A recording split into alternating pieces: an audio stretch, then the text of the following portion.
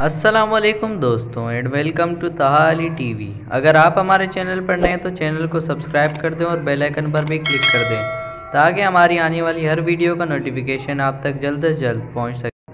दोस्तों 15 अप्रैल 1912 वो तारीख है जो दुनिया का सबसे बड़ा बहरी जहाज़ टाइटैनिक 1500 मुसाफिरों समेत एटलांटिक ओशियन के सर्द पानी में आइसबर्ग से टकराकर डूब गया था। इस हादसे ने टाइटैनिक के मालिक के उस दावे को भी झुठला दिया कि टाइटैनिक कभी डूब नहीं सकता। एटलांटिक ओशियन की गहराई में पड़े हुए टाइटैनिक के ये टुकड़े कई दास्तानें सुनाते हैं। दोस्तों टाइटैनिक अपने ज़माने का सबसे बड़ा बहरी जहाज़ था। इस पर 3600 मुसाफिर सफ़र कर सकते थे। टाइटैनिक की तामीर 1907 में आयरलैंड के शहर बेलफास्ट में शुरू हुई। इस शहर को बहरी जहाज़ों की तामीर का मरकज़ भी कहते हैं और ये जहाज़ वाइट स्टार लाइन की मलकियत था जिसने एक साथ 3 बड़े बहरी जहाज़ बनाने का ऑर्डर दिया था। इन बहरी जहाज़ों में टाइटैनिक, ओलंपिक और ब्रिटेनिक मौजूद थे।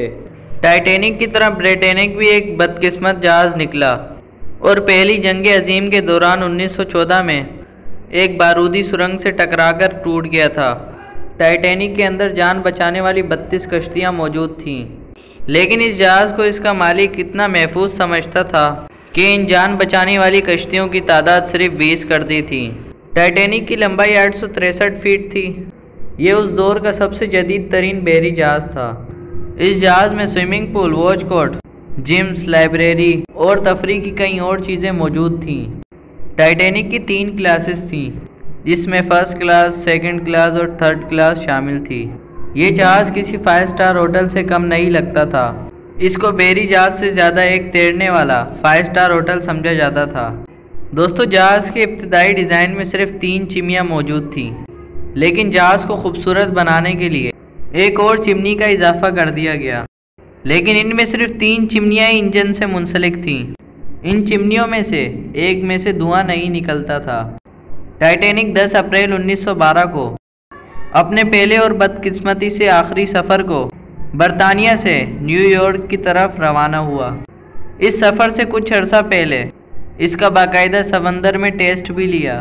कुछ मुआलिकीन का यह भी कहना है कि जहाज़ में दूरबीनें इधर से उधर हो गई थी, तभी कैप्टन आइसबर्ग को बरवक्त देख नहीं सका और जहाज़ समंदर में मौजूद बर्फ़ के टोटे से टकरा गया, लेकिन इसका तारीख में कोई सबूत नहीं मिलता। इस जहाज़ के मालिक को टाइटैनिक पर इतना भरोसा था कि उसने जहाज़ के हमले को हंगामी सूरत-ए-हाल से निपटने की कोई तरबियत नहीं दी थी। टाइटैनिक के पहले सफ़र में न्यूयॉर्क जाने के लिए जहाज़ में फर्स्ट क्लास का किराया $4000 था, जबकि थर्ड क्लास का किराया $30 रखा गया। जब टाइटैनिक बरतानिया से न्यूयॉर्क की तरफ निकला, एटलांटिक ओशियन बेहद पुरसुकून था। समुद्री तूफान आने के दूर दूर तक कोई आसार मौजूद नहीं थे। मौसम इंतहाई साफ और खुशगवार था, लेकिन टाइटैनिक की बदकिस्मती ऐसे हुई कि बरतानिया की रवानगी से 4 दिन बाद ही 14 अप्रैल की रात को एटलांटिक ओशियन के उस हिस्से में टेम्परेचर 0 से भी नीचे चला गया। एटलांटिक ओशियन बेहद ठंडा और बर्फीला हो गया था। इस दर्जा हरारत में समंदर में आइसबर्ग बनने के चांसेस बहुत ज़्यादा थे। इसी रात एक दूसरे बहरी जहाज़ ने वायरलेस के ज़रिए टाइटैनिक के हमले को समंदर में तैरते हुए बर्फीली चट्टान यानी कि आइसबर्ग की इतला भी दी। कुछ लोगों का कहना है कि ये इतला टाइटैनिक को 6 दिन बाद दी गई। ये एक वार्निंग थी, लेकिन इसको जहाज़ के हमले ने अनसुना कर दिया। टाइटैनिक का वायरलेस का निज़ाम मार्कोनी कंपनी के पास था, लेकिन इसके ऑपरेटर ने ये सारे पैगाम नज़रअंदाज कर दिए, यहाँ तक कि इसने आखिरी पैगाम देने वाले को डांट भी दिला दी। इस ऑपरेटर की सारी तवज्जो फर्स्ट क्लास में सफ़र करने वाले मुसाफिरों के ऑर्डर्स लेने में थी। टाइटैनिक आइसबर्ग के करीब आता जा रहा था।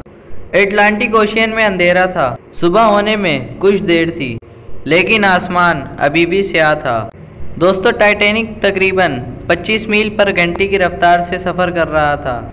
इस जहाज़ के कैप्टन स्मिथ को इस आइसबर्ग की खबर तब हुई जब जहाज़ इसके इंतहाई करीब पहुंच चुका था।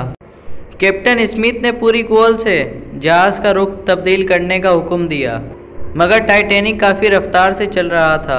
इसमें और आइसबर्ग में फासला इंतहाई कम रह गया था।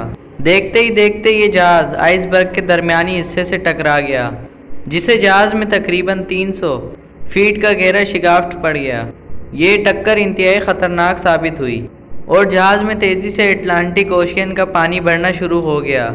मुसाफिर सो रहे थे और उनके कमरों में पानी बढ़ना शुरू हो गया। माहिरीन के मुताबिक अगर ये जहाज़ सीधी रुख से टकराता, मुमकिन तौर पर नुकसान कम ही होता और शायद टाइटैनिक डूबने से बच जाता। टाइटैनिक को ऐसे डिज़ाइन किया गया था कि अगर निचली 4 मंजिलें डूब भी जाती तो भी जहाज़ तैर सकता था। तभी इस जहाज़ के मालिक के मुताबिक टाइटैनिक डूब नहीं सकता था, मगर जब पानी 4थी मंजिल में दाखिल होना शुरू हो गया तो टाइटैनिक के कैप्टन को पता चल चुका था कि टाइटैनिक अब डूबने जा रहा है। कैप्टन ने फ़ौरन वायरलेस पर मदद के पैगामात भी नशर किए, लेकिन अब बहुत देर हो चुकी थी। दोस्तों, अब आपको एक और बात बताता चलूँ कि टाइटैनिक मदद के लिए पैगामात नशर करने वाला तारीख का पहला बहरी जहाज़ था। आइसबर्ग से टकराने के बाद टाइटैनिक को 2 घंटे और 40 मिनट लगे। मदद के लिए 20 कश्तियाँ टाइटैनिक पर मौजूद थीं और सबसे पहले फर्स्ट क्लास के मुसाफिरों को कश्ती पर सवार करा दिया गया। कश्तियों के जरिए 1200 लोगों की जानें तक बचाई जा सकती थी, लेकिन अफरा तफरी के आलम में इब्तिदाई कश्तियों में कम लोगों को बिठाया गया और ये कश्तियाँ फ़ौरन टाइटैनिक से दूर होती गईं, जबकि एक कश्ती तो गफलत के सबब पलट भी गई थी। इसीलिए जहां 1200 लोगों की जानें बचाई जा सकती थी, वहां सिर्फ 705 लोगों की ही जानें बचाई गईं। जिंदा बच जाने वाले ज़्यादातर ख़वातीन और बच्चे ही थे। फर्स्ट क्लास के 94% मुसाफिरों को बचा लिया गया। सेकंड क्लास के 81% मुसाफिरों को बचाया गया, जबकि थर्ड क्लास के मुसाफिरों को सबसे आखिर में कश्तियों में सवार किया गया, जिसकी वजह से उनकी बड़ी तादाद अटलांटिक ओशियन के गहरे और सर्द पानी में डूब गई। कुछ लोगों ने तो जान बचाने के खातिर जहाज़ से छलांगे भी लगाईं, जबकि उनको पता था कि अटलांटिक ओशियन का सर्द पानी उनकी जान कुछ ही देर में ले लेगा। टाइटैनिक के डूबने की खबर सबसे पहले न्यूयॉर्क के एक अखबार में शाया हुई, जिसमें कहा गया कि टाइटैनिक की तमाम मुसाफिरों को बचा लिया गया है, लेकिन ये खबर झूठी थी। इस हादसे के ऊपर दुनिया की तारीख की सबसे मशहूर और कामयाब तरीन फिल्म में से एक टाइटैनिक भी बनाई गई। कहते हैं कि टाइटैनिक के कैप्टन ने टाइटैनिक से निकलने की कोशिश ही नहीं की, बल्कि इसने कमरे में जाकर दरवाज़ा बंद कर दिया था और वहीं अपनी जान दे दी। दोस्तों, यहाँ मैं आपको टाइटैनिक के मुतालिक कुछ और दिलचस्प मालूमात बताता चलूँ। टाइटैनिक उस दौर का सबसे बड़ा बहरी जहाज़ था, जबकि इस वक्त दुनिया का सबसे बड़ा बहरी जहाज़ हारमनी और सीज है। टाइटैनिक रोज़ाना 600 टन का कोयला जलाता था, जिसको 176 लोगों की टीम संभालती थी।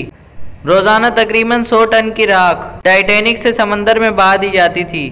टाइटैनिक का इंटीरियर लंदन में मौजूद रीट्स होटल से कॉपी किया गया था। इस जहाज़ के अंदर अपना एक अखबार भी छपता था, जो बाहर की दुनिया से लोगों को बाखबर रखता था। इसका नाम अटलांटिक डेयरी बुलेटिन था। टाइटैनिक को बनाते हुए 240 मजदूर जख्मी हो चुके थे, जबकि 2 मजदूरों को तो अपनी जान से हाथ धोना पड़ा। टाइटैनिक को 19 मई 2011 को लॉन्च किया गया था। इसको देखने के लिए 1 लाख लोग मौजूद थे।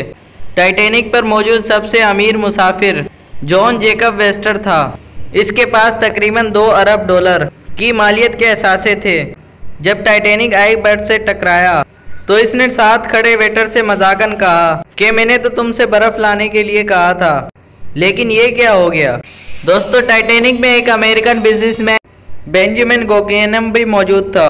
जब इसको अंदाज़ा हुआ कि टाइटैनिक डूबने वाला है, तो इसने कपड़े तब्दील किए और कहा कि मैं एक जेंटलमैन की तरह मरना चाहता हूँ। बच जाने वाले मुसाफिरों का कहना है कि टाइटैनिक डूब रहा था और ये शख्स एक कुर्सी पर बैठा आराम से सिंगार पी रहा था। टाइटैनिक जिस आइस क्यूब से टकरा रहा था वो 100 फीट ऊंचा आइसबर्ग था। टाइटैनिक के डूबने तक इस पर बैठे म्यूजिशियन तकरीबन 2 घंटा 5 मिनट तक म्यूजिक बजाते रहे। टाइटैनिक का मलबा 1985 में ढूंढा गया। ये अटलांटिक ओशियन में 12,500 फीट की गहराई में पड़ा हुआ था। टाइटैनिक के डूबने से पहले इस कैप्टन के आखिरी अल्फाज अपने अमले के लिए थे कि मैं तुम सबसे खुश हूँ कि तुम सब ने अपनी ड्यूटी बखूबी अंजाम दी है। इससे ज़्यादा हम कुछ नहीं कर सकते थे। टाइटैनिक में बच जाने वालों में सबसे आखिरी इंसान विल्वीना टीन थी। जो कि 31 मई 2009 को 97 साल की उम्र में चल बसी। दोस्तों आज की वीडियो आपको अच्छी लगी तो सब्सक्राइब कर दें और बेल आइकन पर भी क्लिक कर दें ताकि हमारी आने वाली हर वीडियो का नोटिफिकेशन आप तक जल्द से जल्द पहुंच सके।